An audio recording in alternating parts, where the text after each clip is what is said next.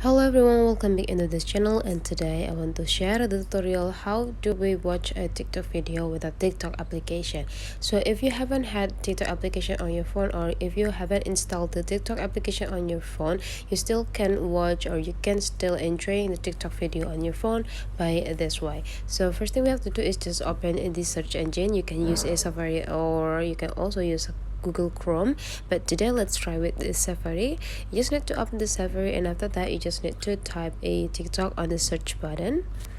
Just need to type TikTok, and after you find, you just need to click it, and you will generate it into the result of your search. And then you just need to click a TikTok link here, and just now you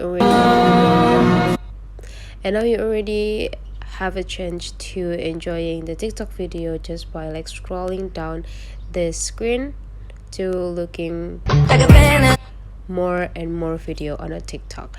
That's all the way how to enjoy a TikTok video with a TikTok application on your phone. If you find that this tutorial is useful for you, don't forget to subscribe into this channel.